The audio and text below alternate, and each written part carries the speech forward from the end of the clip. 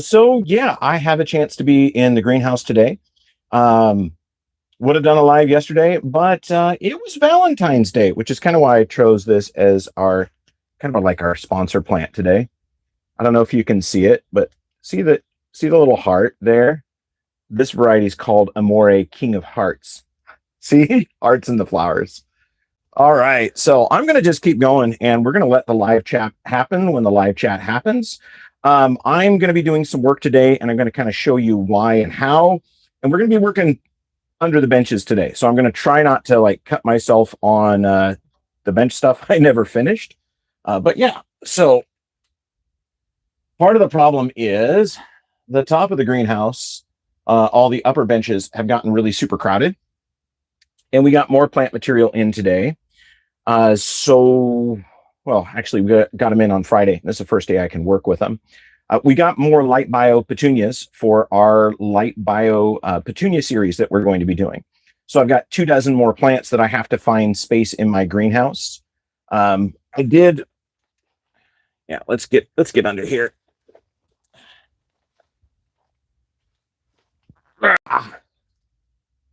There you are.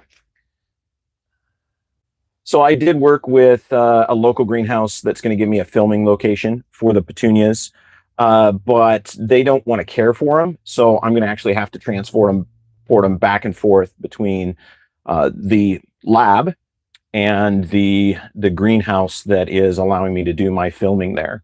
So because of that, I have to have room for my plants. All the light bio stuff is going to take the upper bench. And then my stuff that I'm doing for myself, that is going to go underneath. So not ideal, but we're gonna kind of talk a little bit about, well, I guess it would be like vertical farming because that's in essence what we're gonna do. Should have tagged vertical farming in this. So we're gonna set this up so that it's kind of like a vertical farm. Looking for that pencil. And so we're going to use artificial lighting for our plants. So vertical farming. So I'm going to grow underneath the bench, and this is something that's normally not recommended, but we're gonna go ahead and do that. So you get to kind of join in, and I've got a couple of things that we're going to put in here. So the first thing is we're going to use just a regular shop light. So this is going to give our volume of light, and then we're going to put in some smaller grow lights, which I'm going to shoot a video about later on. I've been doing some shopping for grow lights for the indoor grow location for the Firefly Petunia videos, and I've got some expensive ones from Home Depot, and then I got some cheap ones from Harbor Freight. And not to spoil the video, but I was really impressed with the Harbor Freight ones, which is pretty cool. But anyway, I'm gonna let you guys drop questions in here, and I'm just gonna kind of work and talk with how we're going. Howdy, welcome to the chat. Welcome to our kind of surprise Sunday live. So I'm gonna start working on this. We're gonna get these lights hung underneath, and then we're gonna move our plant material that's up above me. So all that plant material, we're going to move that down underneath, and we're going to be doing basically a small vertical garden is what we're going to do. So kind of like I was mentioning in the intro, we're going to be using these. These were clearance in Home Depot. They were $14, which is kind of cool. They're just a standard shop light, right? So one of the reasons you're going to see me use a lot of cheaper stuff is this is not a profitable channel yet. This is me hanging out in my greenhouse having fun and doing stuff that I can do and you can do. I'm unless someone buys me like the $1,200 grow lights, you're not going to see them on this channel. You're going to see what's cheap, what's affordable, what we can all do, you know. Very few people are going to be able to go out and afford $1,200 for a grow light. So we're going to use common basic stuff. So this is our standard shop light. These, what did they say they were? These are 4,000 Kelvin. So Kelvin is kind of how they rate the the color of the lights, and these are 4,000 Kelvin, so they're not quite right for our petunias and our plants that we're growing, but they offer a little bit more volume of light than the grow lights that I've been using. So we're going to kind of do a really intense lighting underneath here. The other ones, like firefly petunias and my other plants, they like a 5,000 to 6,000 Kelvin. And again, if you don't know what I'm talking about, look at a grow light. They'll kind of explain what they're doing there.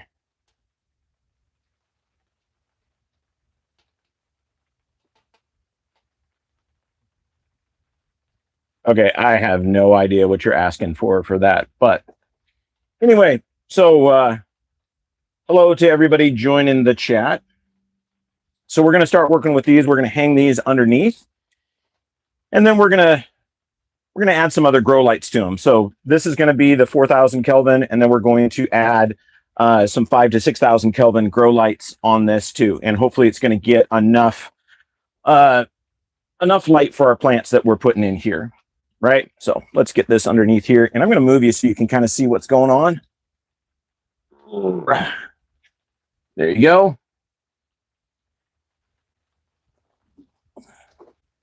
You get some of this. So it's just going to be installing grow lights today. And if you have questions about some of the other stuff that I'm working on or some of the other stuff that I'm doing, please ask. You know, this is going to kind of really be a petunia and flower growing channel. But I do have a collab that I might be doing soon with another YouTuber where we kind of look about career and tech, because this is Ag Teacher Thoughts. So this is still a little bit about teaching. All right, let me work on this. Kind of just putting this light in the center, and then we're going to work on the system to protect it from the water in a moment. There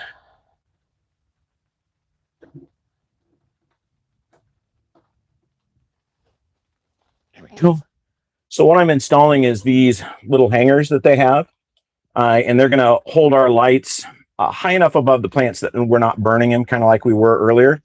But we're going to get this set in here, and then we're going to put some flats down, some nursery flats that are going to elevate our plants off of our ground cloth, and that's going to provide an air gap, which is going to air prune the roots, so they're not going to come out of the bottom of the nursery container and then suddenly start growing into the flooring material here, because I want all the roots to be contained to the pots.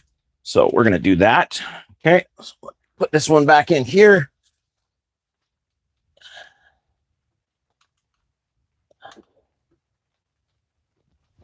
Needed to see where this one's going to fit. I think it's going to be right about there. It's still center one.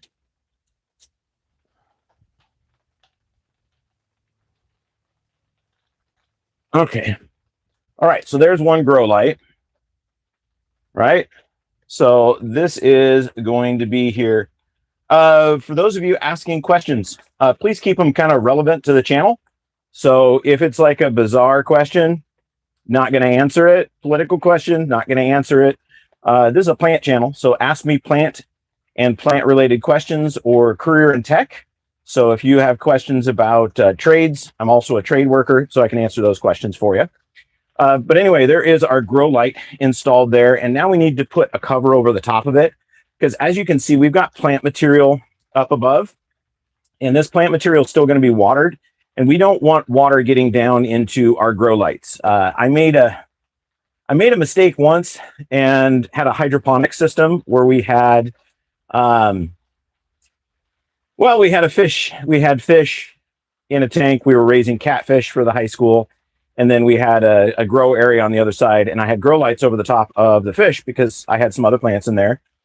And then with those, the problem was some grow lights fell down into the fish tank and it destroyed the LEDs. So we want to make sure that these are hey, I'm just trying to keep a neutral channel. That's all I'm trying to do.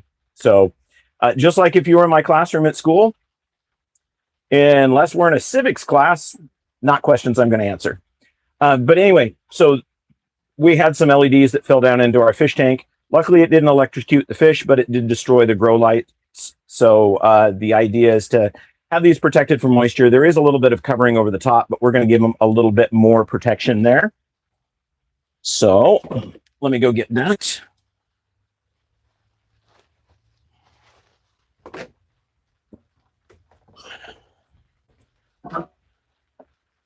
All right. It's tight working under here. So we've got some corrugated plastic. I was a high school teacher. I'm currently in between schools right now. So I was an agriculture teacher. So I specialized in basically career and tech stuff. So if you wanted to learn to weld, do manufacturing, CNC, manual manufacturing, I taught that, but I also taught ornamental horticulture. So a lot of plants, plant science. So that's my background there. But no, not a college teacher. My experience when it comes to plant and horticulture is all basically lifetime experience. I've been in greenhouse and nursery work for my entire life. So more than 4 decades, I have been in greenhouse and nursery work. So to teach at the local colleges here, they require a master's degree in that particular field. And last time I tried to go out and get a master's degree from a college in a field of agriculture, they kicked me out of the program. Said I knew everything I needed to know, and they would be asking me questions for the class. So not going to go into that. What am I building? I am adding grow lights to the underside of my greenhouse. So we're going to move all this plant material that's up here is going to move down below so that we have space for our new plants that just arrived. And also we're going to do some of our seed propagation and some of our experiments. If you haven't seen the channel, one of the things I did is I tried to look at the effects of magnets on seed germination. And that's a study I need to repeat because we did have a significant result. So I need to clear some bench space so that I can do that. But also in this channel, a lot of the videos are dedicated to bioluminescence, or flowers that glow in the dark. It's not that we spray them with anything. They're genetically engineered to glow in the dark. And I am going to be doing a bunch of care videos of those, and I need to have space up above to grow those. So all of my personal plant material for this summer is going down below. I know. I actually I haven't posted it because I haven't asked the professor if I can. I did a guest speaker presentation for a greenhouse and horticulture class down at the College of Southern Idaho. I did that a week or 2 ago. I was a guest lecturer there. I think it was 2 weeks ago, but I basically came on and chatted with them over Zoom about greenhouse and nursery work. So it's a career my father did. So my father actually retired as a horticulture professor from a college in Oregon. So that's where I get all my knowledge is from him. Yeah, I would. The major ag college here, though, requires a master's, and I already have a master's. I have a bachelor's and a master's already in an unrelated field. So that would be like another 3 to 4 years. And at my age, I would like to retire in a reasonable amount of time. And the amount of effort I'd have to put into a master's degree right now just doesn't make life sense. I also really, really love teaching on YouTube. So that would take a lot of time away from my YouTube channel, which I don't want to do. And if I have the opportunity to teach and train people about plants, that keeps me happy. So that's kind of why we're sticking with that. So, but yeah, I mean, I could be a hort professor. I just don't want to right now. Pardon me while I look for my tape measure. There it is. All right, so we're going to put this water guard up. So let's do a little bit of measuring here. I'm going to work underneath. Oh, sorry about that. You didn't know flowers had bioluminescence. They do. In fact, give me a second.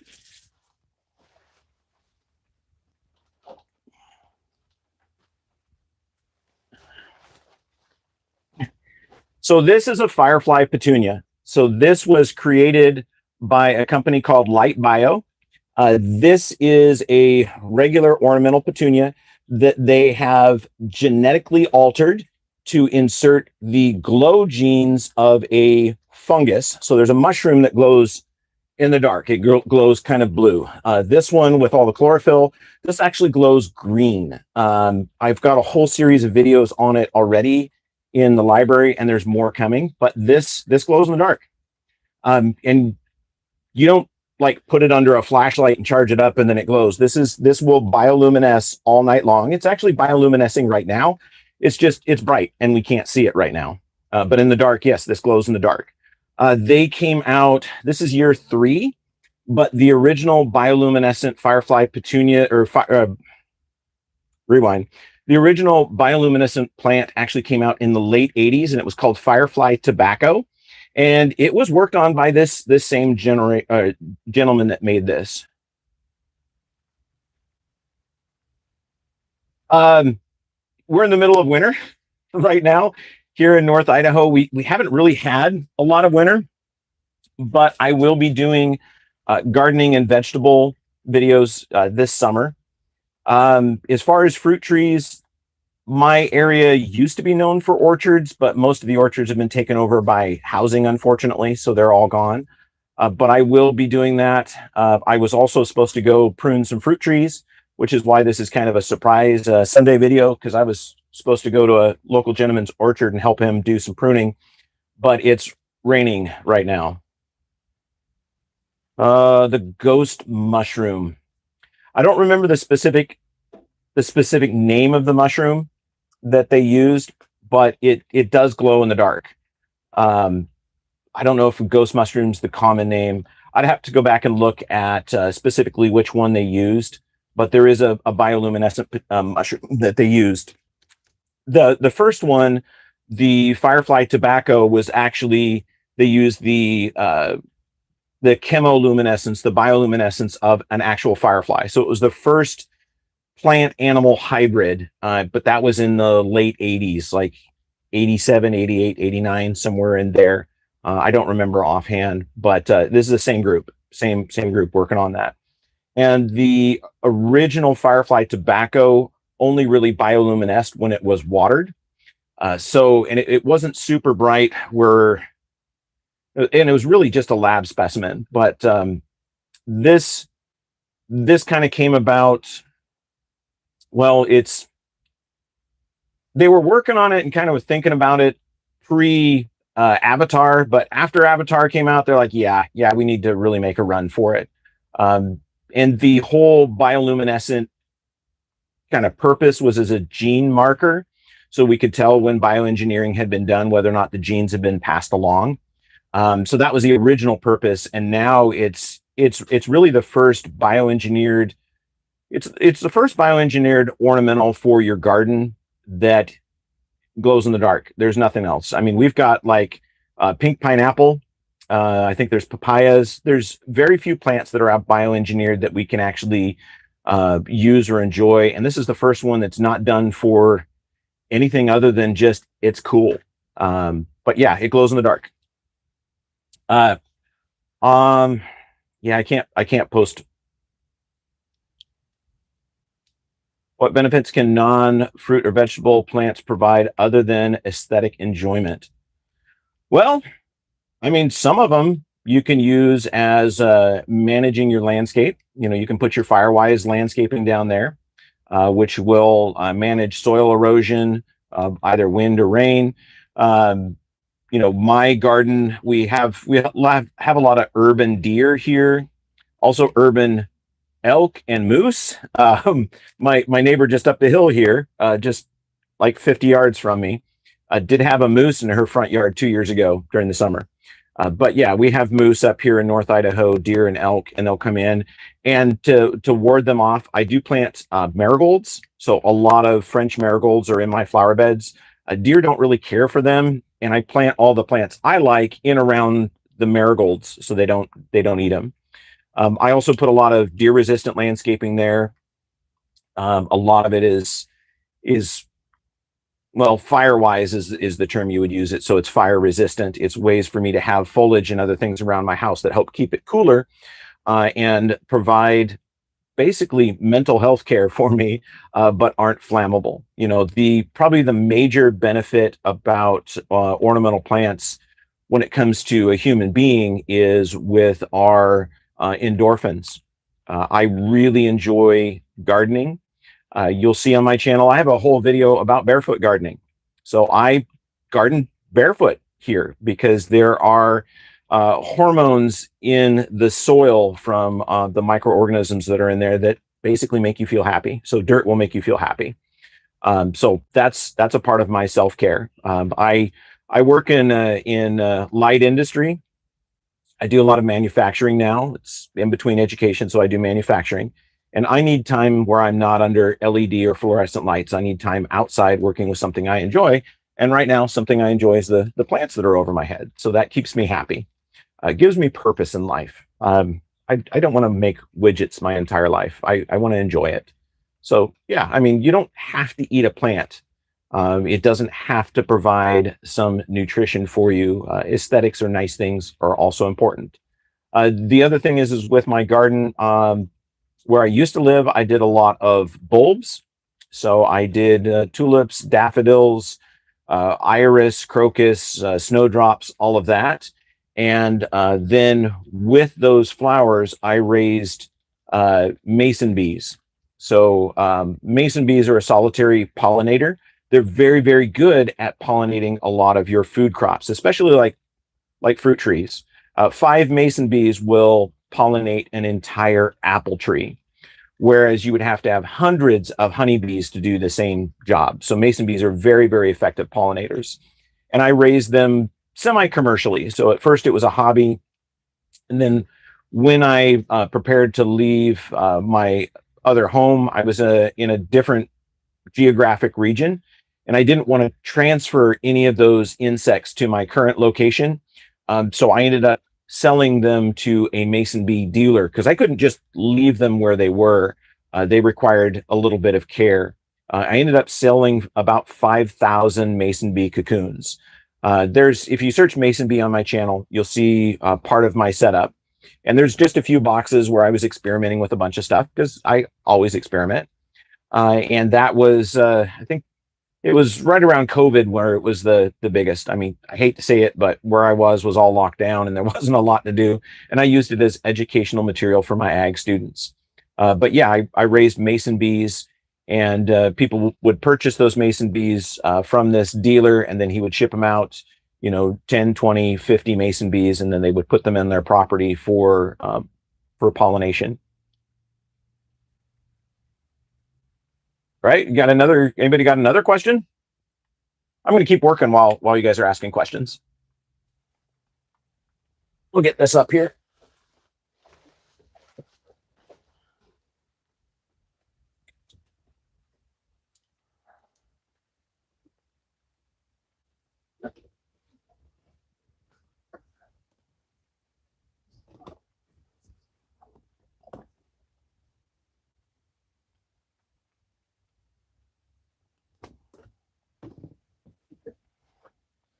So I'm adding cuts to the material so I can slip it over this wire here.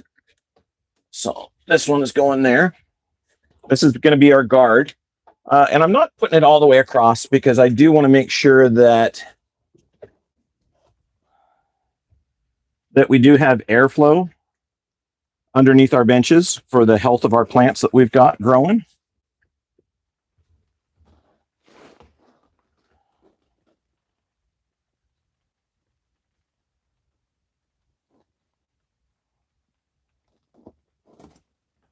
Kind of balance this up here.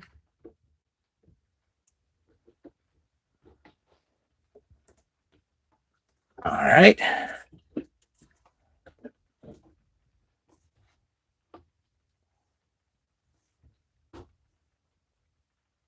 There we go.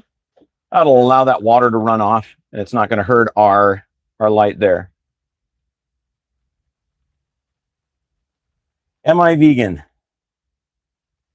Humans are omnivores.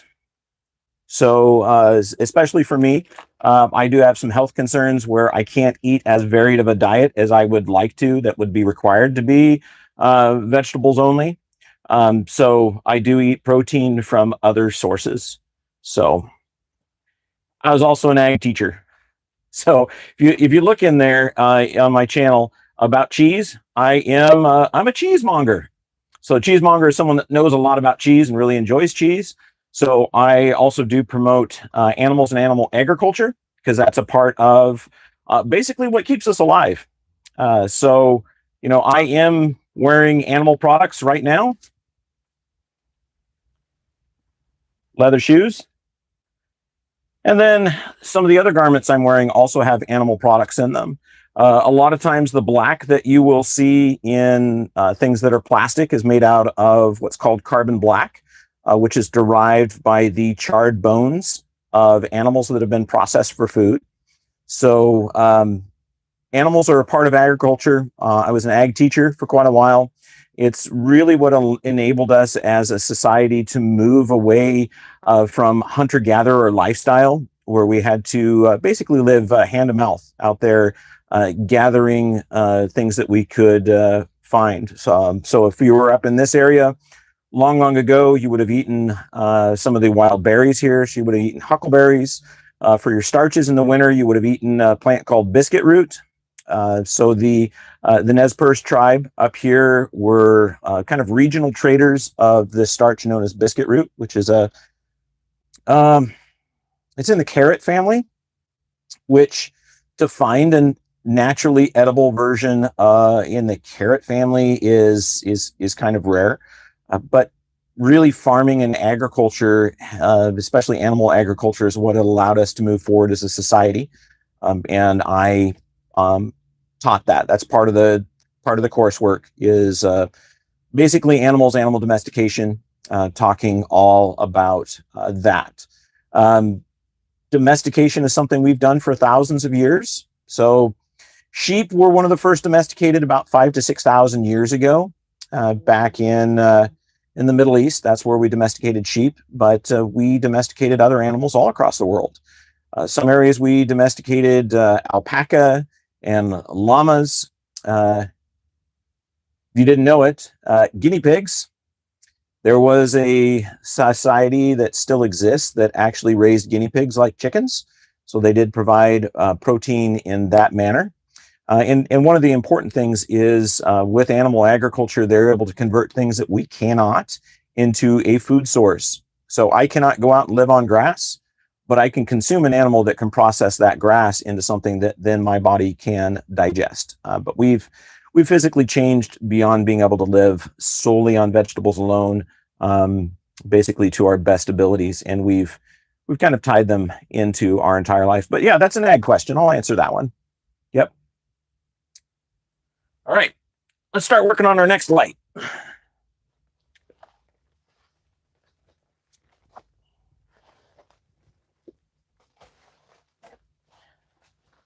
And yeah, so these are, if you're just joining, these are shop lights from Home Depot.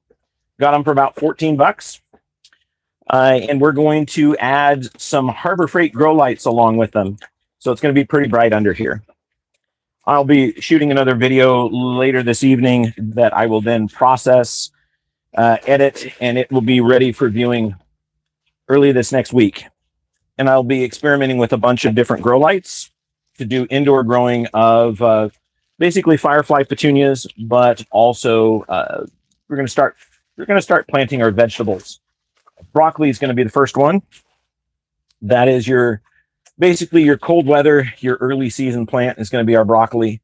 So we'll get that going. I think this is going to go about there. But that'll be a video that I shoot later today. Hey, thanks for the subscription.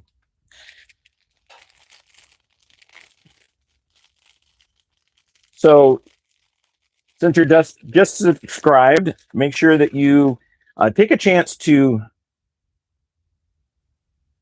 Okay.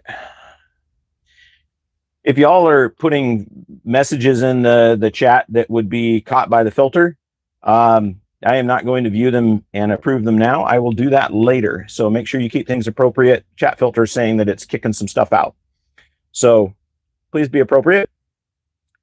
But for your subscription, so go ahead and go back into the library, see some of the videos there. It's going to give you a really good idea of what we cover on this channel.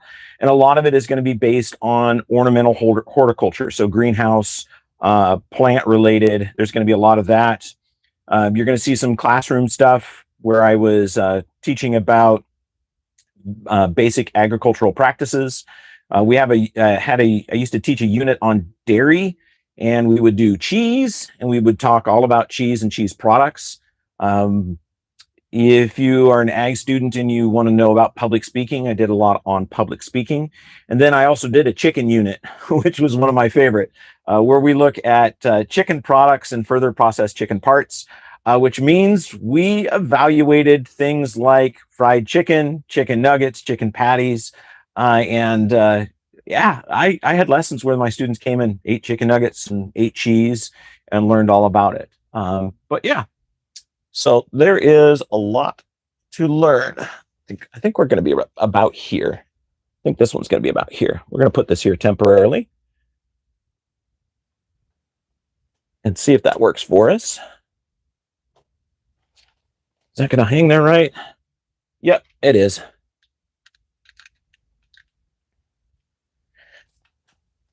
All right.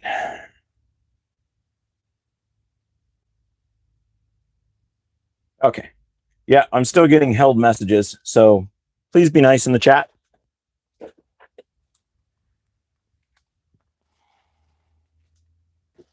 All right, I'm going to move this around, and we will move the other way.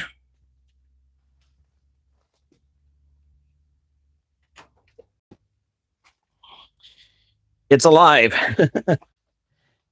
Not everything's going to be perfect because we're working in a tight area. But yeah, as I work, go ahead.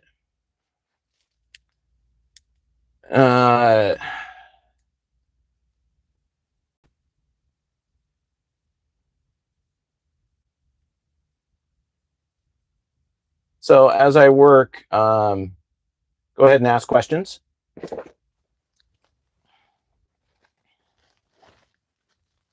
Please keep them greenhouse or agriculture related.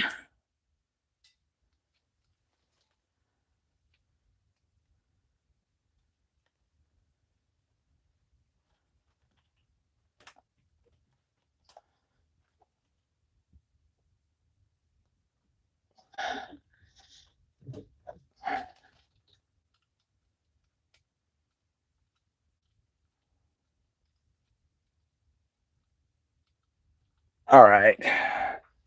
There's that one. Let's get this one settled.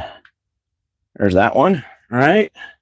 So there's our next grow light. Let me get the next cover that.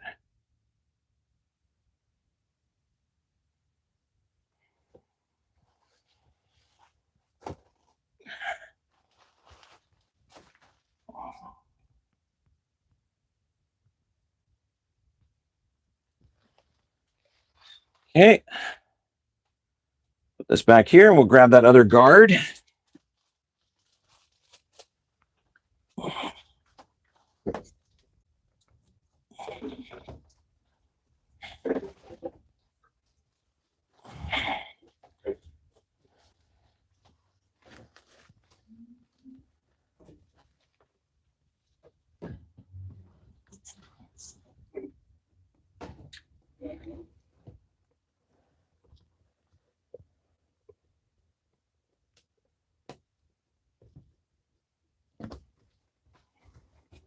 All right. Nothing there.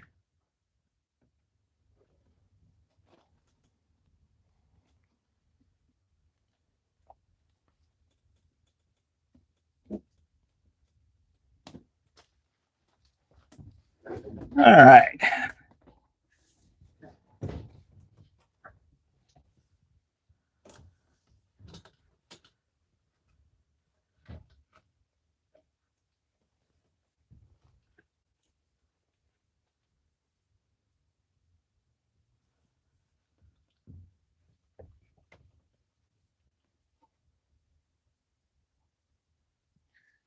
Okay.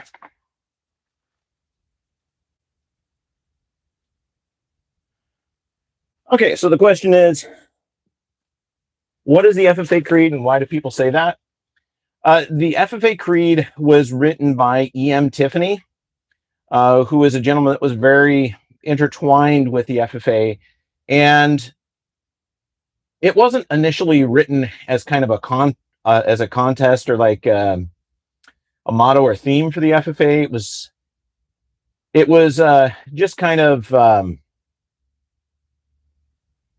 I don't know. It was something that was adopted. I'm a little gray on my remembering of how it went, but with it, it's turned into a contest. So it is a public speaking contest to teach students how to do public speaking. Basically, every single member of the FFA memorizes and learns that as a skill. So that is a skill that we teach in agricultural classes, and when you are a freshman in high school, that's when you can compete in that contest. I had a young lady last year that was on or in my FFA chapter that competed actually at a state level. So she won. She was our chapter winner. She was our district winner, and then she went on to state competition, and then gave that speech in front of a couple hundred people. And basically, the reason we use the FFA Creed as our first public speaking contest is the students don't have to write the speech. Everybody says the same thing, and it's for them to build their skills.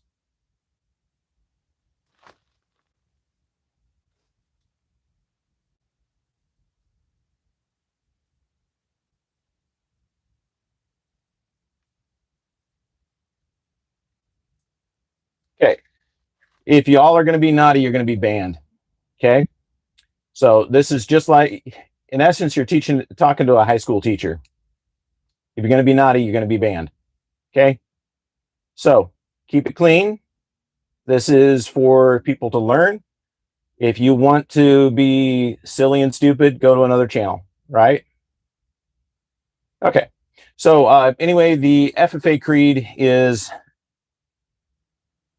just something that's a common thing for us to use. So it's a way to gauge a student's skill compared to others when they're all on the same plane.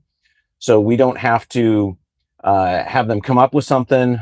They all use the same exact thing. And this it's been memorized and repeated by agricultural students for decades and decades. Basically, if you're an FFA member, you're going to know it. It's going to start with, I believe in the future of agriculture, with a faith born not of words, but of deeds, achievements won by the present past generations of agriculturalists. The promise of better days through better ways, even as the better thing. Yeah, you get the idea. I have heard it thousands of times, but I use it as a way to coach my students in public speaking, so they learn with it. But yeah, thanks for the question on that. All right, so let's get this area prepared for our next part, which is going to be moving the plants down. Okay. So we're going to use these nursery flats, like I had mentioned earlier. They're going to be used to keep our plants up off the ground, give an air gap underneath, which is going to allow what's called air pruning. So those roots will not grow through the air. They need to have something that's going to hold that moisture for them. So they're going to be down here. So we'll do a little bit on this side, and we'll do a little bit on the... We'll turn the camera around. We'll do the other side there. So this is a variety that I personally have been working on. This one's called Mr. Ross's Purple. So this is a variety that's shown a little bit more resistance to inclement weather, so freezing temperatures. So it is something that would be better for higher latitudes. So let's get that there. Just put these down here. We're going to give them that artificial light. Now we are going to head into some freezing temperatures. Our winter's been a little mild, but freezing temperatures are coming. So I don't want them right next to the wall, and I don't want them all the way on the ground. And I do have a fan that will circulate my air here, which is going to allow for better airflow and cut down on any moisture related issues that we have.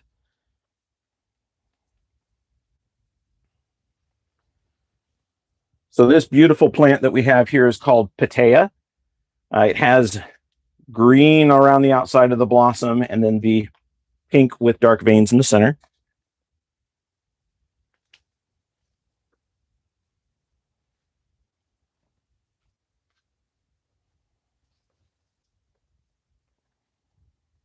You can tell some of these are thirsty. They're going to need a drink. We're going to fertilize them with some fertilizer water here in a little bit. First, we got to get them in a more manageable location.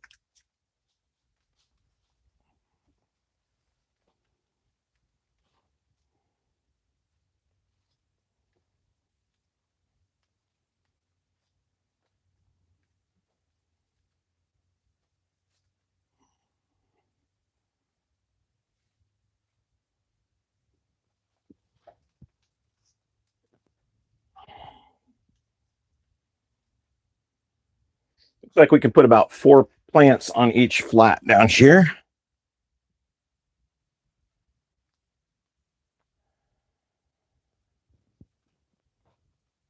Though I do appreciate the comments, we're going to keep this as apolitical as possible.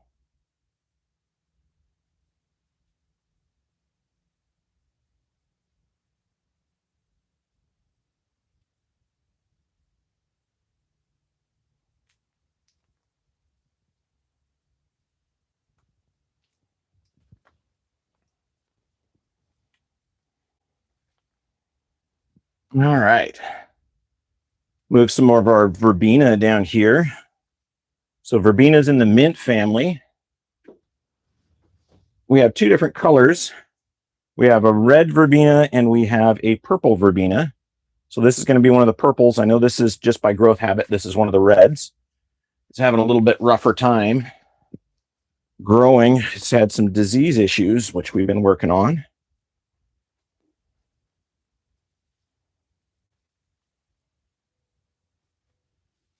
All right.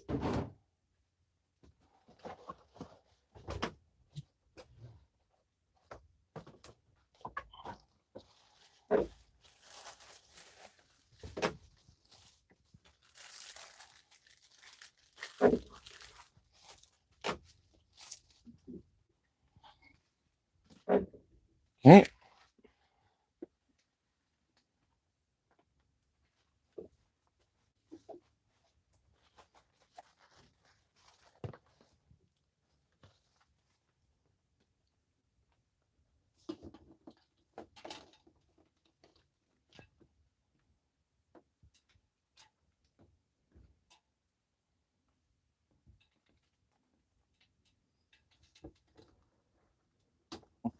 Route those cords out of the way. We'll bring a little bit more of the plant material down here.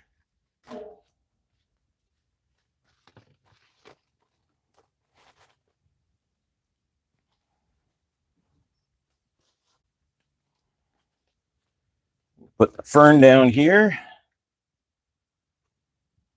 Another little buddy fern, he can be there. He's having kind of a rough go. Okay, another verbena.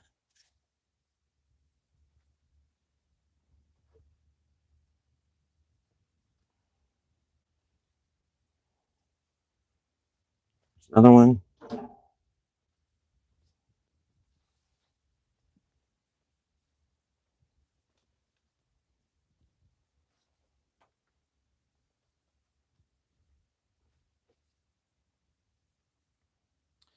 All right, let me get a few more plants.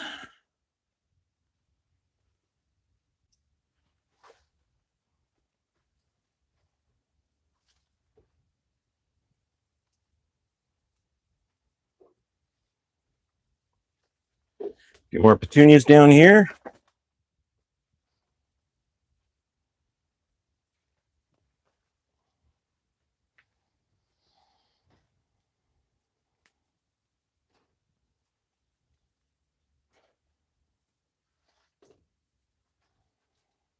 All right. Get you set up a little bit taller.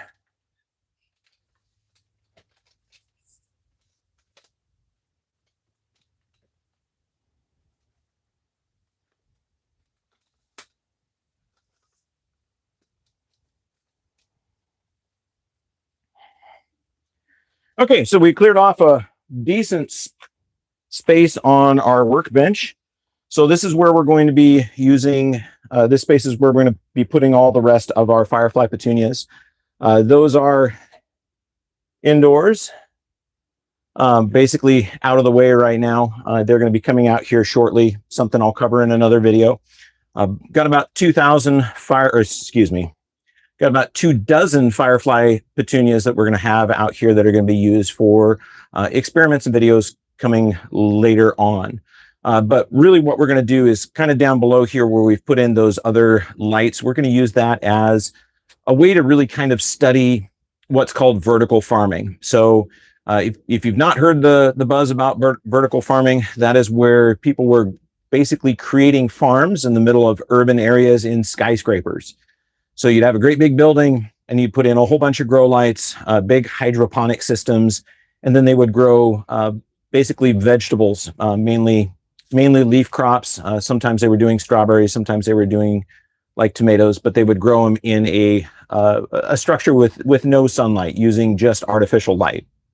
So we're going to kind of experiment with that, see if we can replicate that here. Most vertical farming areas or companies have really kind of struggled lately because of part of the problems with having plants in confined areas. Basically, they got pathogens and insects that invaded their grow spaces, and they couldn't remove them because they were trying to be as organic as possible with their farming. So they couldn't use pesticides or fungicides, antibacterial things, and they basically got pathogens and insects that built up to the point where they couldn't raise a crop. So a lot of those vertical farms ended up not surviving. But we're going to try to replicate that here. So we're going to use our system to test that, and we'll use some decorative ornamentals as a way to do that. Looks like we've been going about 45 minutes or so. I think I'm going to go ahead and wrap it up here. I've had enough of a battle with the bots and other people that are ne'er-do-wells. It's almost been a little refreshing. I taught high school and junior high. There's not much you can throw in the comments I haven't heard before. I just prefer other people didn't have to read it. So yeah, well, we're going to kind of wrap it up here, and then I'll do some more videos. Hope this was at least a little bit interesting. For those of you that were viewing, it was a good time to answer ask some questions, get those questions answered, and then kind of see the progress and what's going on. But anyway, as always, I hope you enjoyed. I hope you learned something. I hope you do subscribe to the channel, because we do have a lot of stuff coming up. Ag Teacher Thoughts out.